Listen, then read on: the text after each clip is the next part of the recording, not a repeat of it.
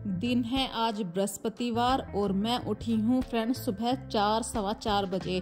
इतनी सर्दियों में 4 सवा 4 बजे उठने का क्या कारण है, आखिर क्या बात होगी। तो फ्रेंड्स ऐसी कोई बात नहीं है, बिल्कुल चिल रहिए, आराम से रहिए।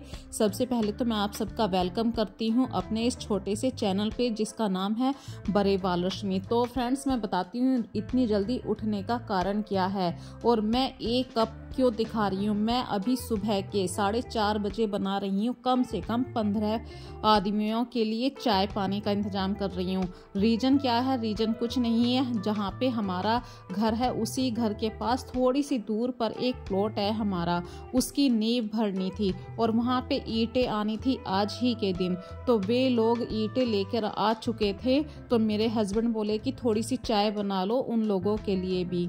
तो मैं उन लोगों के लिए चाय बना रही हूँ और सुबह 4:30 बजे इतनी ठंडी है फ्रेंड्स। वैसे तो मैं देखिए रात में किचन साफ करके सोती हूँ और रात में जो सब्जी या फ्रूट्स आए थे वो मैंने रात में ही धोकर रख दिए थे। इससे मुझे 2 फायदे मिल गए, जैसे कि अब अचानक से ये चाय बनाने वाला जो काम आया हुआ है। वैसे तो नॉर्मली देखिए हम 5, 5:30, 6 बजे उठते हैं, पर जैसे अभी मैं आज 4 बजे उठी हूँ। गर्मी में तो देखिए 4 बजे हर कोई उठ जाता है, पर सर्दियों में थोड़ी सी प्रॉब्लम होती है उठने में क्योंकि बच्चों का स्कूल भी लेट होता है। पर यदि मैं रात में किचन साफ करके सोती हूँ तो अगले दिन चाहे आप लेट उठें या जल्दी उठें, आपको बिल्कुल बर्डन नहीं लगेगा। एक तो आपकी किचन बिल्कुल साफ है, साफ किचन में काम करने का अलग ही मन होता है। और गैस के ऊपर मैंने पानी रख दिया है बॉईल होने के लिए। इतनी देर में मैं रात के सूखे हुए बर्तनों को बास्केट में से निकाल के जो बर्तन वाला स्टैंड है वहाँ पे रख रही हूँ। जो चम्मचें निकली हैं उनको चम्मचों के स्टैंड में रख रही हूँ। और पानी बॉईल होने ही वाला है, मतलब काफ़ी गर्म पानी हो चुका है। जब 10-15 आदमियों की आप चाय बनाते हैं तो आपको यहाँ पे थोड़ी सी प्लानिंग करनी पड़ेगी, जैसे कि पानी को पहले से गर्म कर लीजिए, उसके बाद आप चीनी डालिए। और चीनी तो आप देखिए नॉर्मली आप परिवार में रहते हैं 1 कप चीनी डाल देते हैं, मतलब छोटे वाला जो मेजरमेंट वाला कप बोल रही हूँ, मतलब बड़ा चम्मच। इसी तरीके से जब आपको 10 आदमियों की चाय बनानी पड़े तो वो क्वांटिटी आपको डबल या ट्रिपल करनी पड़ती है और चाय जल्दी बन जाए इसके लिए मैंने दूध को दूसरी गैस पे गर्म होने के लिए पहले ही रख दिया था, क्योंकि दूसरी साइड से फोन आ चुका था कि वे ईंटों को लेके, जो लेबर है ईंटों को लेके उस रोड के ऊपर आ चुकी थी और उन्होंने वो जगह नहीं देखी थी। तो मेरे हस्बैंड बोले कि जल्दी से चाय बना दो, मैं फिर जाने वाला हूँ।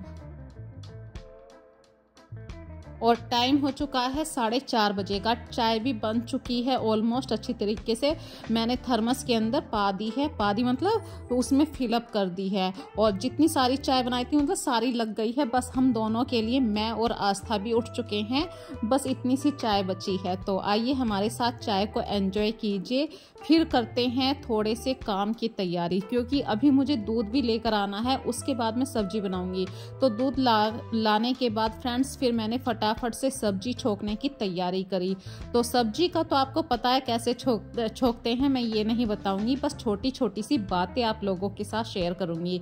जैसे कि भाई जब हम सब्जी काटा करते हैं अक्सर हम क्या काम करते हैं, अपना एक मनपसंद चाकू होता है उसी से ही सब्जी काटा करते हैं। ये चॉपर है या बड़े वाला नाइफ है, इनका यूज नहीं करते। पर फ्रेंड्स मैंने एक चीज नोटिस करी है, यदि हम किसी काम को रेगुलर करते रहते हैं तो उस काम में हम परफेक्ट हो ही जाते हैं।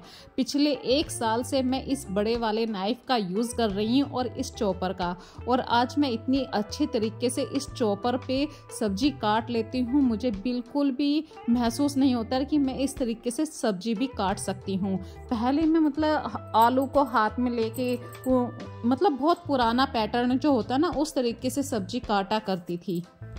तो अपनी हैबिट्स में चेंज लाना बहुत ज़रूरी है। चीज़ों को नए तरीके से सीखने से आपकी ज़िंदगी बहुत ही आसान हो जाती है, स्मूथ तरीके से आपकी ज़िंदगी चलती है।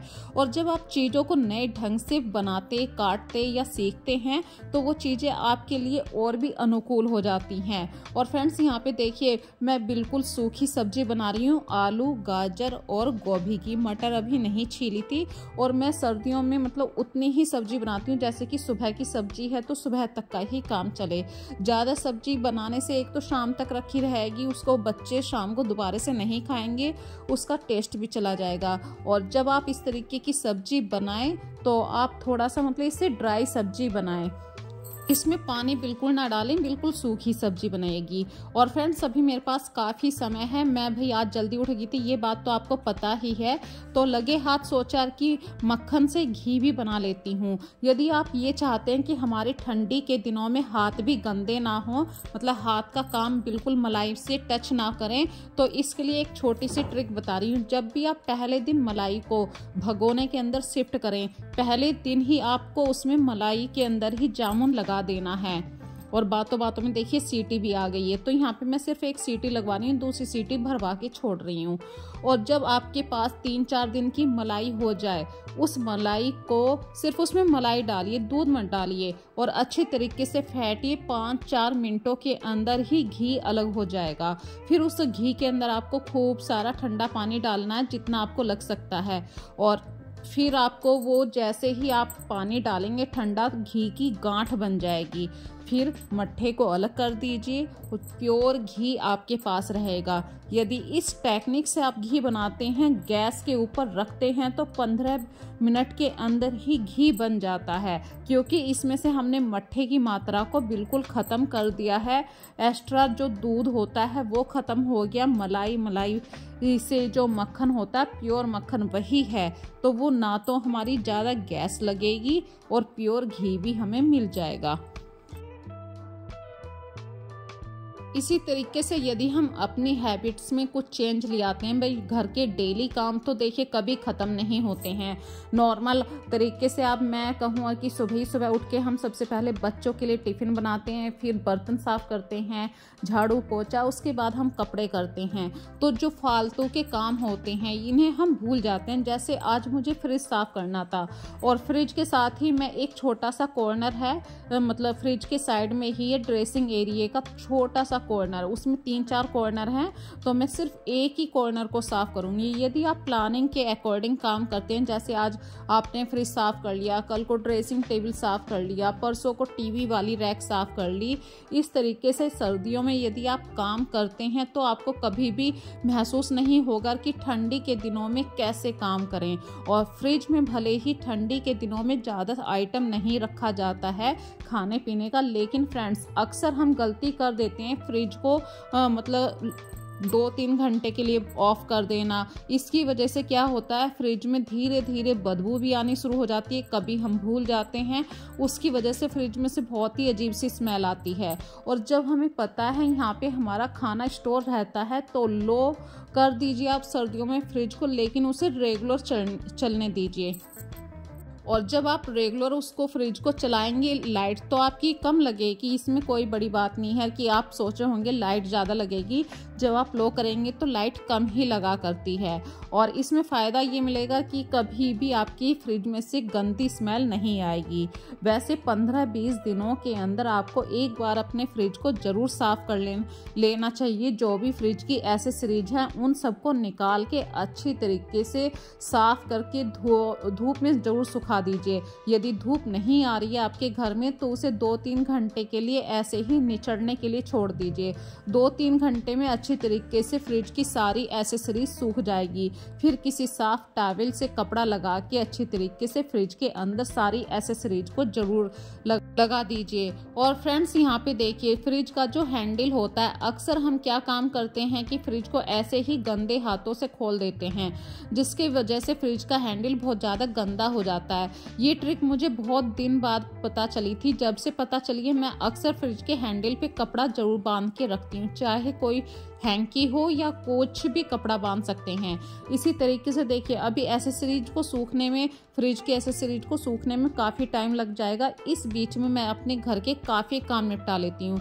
जैसे कि आज ये ड्रेसिंग एरिया वाला एक कॉर्नर में साफ़ कर रही हूँ। यहाँ पे जितनी भी ऑयल की बोतल हैं इन सबको साफ़ करके रखना, सही से लगाना। और कोई भी आप न्यूज़पेपर बिछा सकते हैं, नहीं है तो हमारे बच्चों की बहुत सारी पुरानी बुक होती हैं, कॉपियाँ होती हैं, उनका भी भी कोई आप पेज लेके अच्छी तरीके से किसी वुडन सरफेस पे आप बिछा सकते हैं। यहाँ पे देखिए अक्सर हम क्या काम करते हैं, जो हमारी बिंदियों के पत्ते होते हैं उनको यूज़ किया और ऐसे ही छोड़ देते हैं, जिसकी वजह से हमारा ड्रेसिंग एरिया काफ़ी फैल जाता है, कंजेस्टेड सा लगता है। तो इन्हें आप सिर्फ एक चूड़ी के अंदर इस तरीके से डाल दीजिए, सारे के सारे बिंदी के पत्ते एक ही जगह रहेंगे।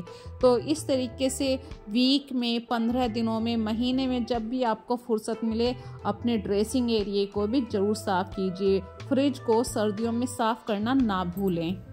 ये जो ऑर्गेनाइजर आप देख रहे हैं ये मेरे किचन का ही एक बर्तन था, जिसको अब मैं यूज़ नहीं करती हूँ क्योंकि इसकी प्लास्टिक काफ़ी बेकार हो गई है, डल हो गई है। तो किचन के अंदर भी बहुत सारे ऐसे ऑर्गेनाइजर होते हैं जिनको आप सामान रखने के लिए, स्टोर करने के लिए यूज़ कर सकते हैं। और जब भी आप सामान को सही से अरेंज करें, उस एरिए के सरफेस को, अंदर वाली विंडो को, छोटी छोटी सी जो ये कबर्ड होती है इनको ज़रूर साफ़ कीजिए, क्योंकि सर्दियों में डस्ट भी काफ़ी आती है, रोए वाली डस्ट जो होती है। इसी तरीके से फ्रेंड्स देखिए मेरे घर में अभी बच्चे बाहर चले गए हैं, मतलब कार्तिक का स्कूल है, आस्था भी अपने पेपर देने के लिए गई है, उसके सेमेस्टर के पेपर चल रहे हैं, हस्बैंड भी चले गए हैं। तो अभी मेरा पूरा बेड इसी तरीके से फैला हुआ था। तो जब आप पूरा एक नियम के अकॉर्डिंग काम करते हैं, जैसे आपने सबसे पहले किचन में खाना बनाया तो किचन को साफ करके ही वहाँ से निकलिए। इससे क्या होगा कि इतनी देर में आप दूसरे काम करेंगे, किचन काफ़ी हद तक सूख जाएगी। सर्दियों में ये बहुत बड़ी प्रॉब्लम होती है कि बर्तनों को सुखाने में या किचन के काउंटर को सुखाने में टाइम लगता है। तो अभी मैं ये झाड़ू पोछे का काम कर रही हूँ, 1-1.5 घंटा लगेगा। इतनी देर में हमारी किचन के सारे बर्तन भी सूख जाएंगे और फ्रिज की जो एसेसरीज मैंने निकाल के साफ़ करी है वो सब सामान भी सूख जाएगा। तो यहाँ पे आज बेडशीट को चेंज करने का दिन था। वैसे तो दिन है बृहस्पतिवार, पर आज मैं इसलिए कर रही हूँ क्योंकि फ्रेंड्स कल सुबह जैसे ही सुबह होएगी, बच्चे स्कूल जाएंगे, मैं जल्दी मशीन लगा दूंगी। सर्दियों में थोड़ा सा ये रहता है कि मोटे कपड़ों को सूखने के लिए आपको बहुत ही जल्दी मशीन को लगाना होता है। अदरवाइज़ यदि 10-11 बज गए हैं फिर कपड़ों को सूखने के लिए 2 दिन लगते हैं। और यहाँ पे देखिए फटे हुए सॉक्सों का यूज़ करती हूँ मैं डस्टिंग के लिए, या बेकार से कपड़े हो जाते हैं उनको छोटे छोटे पीसों में काट लेती हूँ ताकि मैं बेड के हेड सेक्शन को अच्छी तरीके से साफ कर सकूँ। यहाँ पे फ्रेंड्स ऑलमोस्ट मैं अपने घर में काफ़ी डस्टिंग करती रहती हूँ, लेकिन फिर भी कोई ना कोई जगह छूट ही जाती है और छोटा छोटा सा जाला बनना शुरू हो जाता है। तो अभी मैं इधर सफाई कर रही थी, मुझे दिखाई दे गए ये छोटे छोटे से जाले। तो जिस सॉक से मैंने अभी बेड का हेड सेक्शन साफ़ किया है, उसी सॉक से मैंने यहाँ के सारे जाले भी साफ़ कर दिए। यदि आपके पास डस्टर है, इस तरीके के जालों को साफ़ करने के लिए, कॉर्नर को साफ़ करने के लिए, बेड के हेड सेक्शन को साफ करने के लिए, या फिर हम अपनी दीवारों में छोटी छोटी सी लाइनें बनवा लेते हैं जिनके अंदर बहुत ज़्यादा जाले धीरे धीरे बैठने लगते हैं, वहाँ पर ये इस तरीके के डस्टर बहुत ही हेल्पफुल होते हैं। तो महीने में या 15 दिन में अपनी दीवारों को ज़रूर साफ़ कीजिए, अदरवाइज़ आपके माइंड से निकल जाएगा और जाले का बड़ा रूप वहाँ पे आपको ज़रूर दिखाई देगा। इसी तरीके से फ्रेंड्स देखिए जब मैंने बेडशीट को लगा दिया, आप चाहे तो सिंपल 2 पिलो भी रख सकते हैं, अदरवाइज़ आप 4 पिलो भी यूज़ कर सकते हैं। 4 पिलो को रखने से आपका बेड थोड़ा सा सुंदर दिखाई देता है। सर्दियों का टाइम है, देखिए फ्रेंड्स हमारे घर छोटे होते हैं, ये तो है नहीं कि रजाई को हमने दूसरी कबर्ड में रख देंगे। एक ही कबर्ड होती है, उस कबर्ड में कपड़े रखें या रजाई रखें। तो रजाई को हम ऑलमोस्ट अपने बेड के ऊपर इसी तरीके से रखते हैं, पर दिन में लेटने की फुर्सत नहीं मिलती। पर कभी कभी लेटने की फुर्सत, या बच्चे स्कूल से आते हैं तो उन्हें ठंडी लगती है, तो आप एक छोटा ब्लैंकेट बेड की रजाई के ऊपर इस तरीके से डाल सकते हैं। इससे ना तो आपकी रजाई की तह खुलेगी और ब्लैंकेट भी यूज़ होता रहेगा। और देखिए फ्रेंड्स झाड़ू पोछा करने के बाद 2 घंटे लग गए थे मुझे पूरे काम को समेटने में, और इतनी देर में फ्रिज की एसेसरीज बिल्कुल सूख चुकी है, बर्तन भी सूख चुके हैं। बस इन पे कपड़ा लगा के मुझे फ्रिज में अच्छी तरीके से इस एसेसरीज को इंस्टॉल करना है। और फ्रेंड्स ये फ्रिज मेरा काफ़ी पुराना हो चुका है, 20 21-22 साल हो चुके हैं। तो जब हमारा कभी सामान आया था, जैसे मेरे हस्बैंड बाहर पोस्टेड थे, तो वहाँ से मतलब एक बार फ्रिज का काफ़ी सारा मतलब डोर खुल गया था सामान लाने ले जाने में, उसकी वजह से इसका फ्रिज का काफ़ी सारा सामान मतलब टूट गया था। इसी वजह से हमने यहाँ पे टेप लगा रखी हैं, जिसमें आप देख भी रहे होंगे कि क्या ये टेप वेप के निशान आ रहे हैं। तो ये पुरानी चीज़ें होती हैं, इतनी आसानी से नहीं छोड़ी जाती हैं। फ्रिज आज की डेट में भी अच्छी तरीके से काम कर रहा है। और फ्रेंड्स, अब करते हैं इस वीडियो का लास्ट। सारे बर्तन सूख चुके हैं, इन बर्तनों को सही से अरेंज करना है। यदि आज की वीडियो में आपको कुछ भी अच्छी लगे बात, तो इस वीडियो को ज़्यादा से ज़्यादा लाइक कीजिए, शेयर कीजिए। फिर मिलेंगे।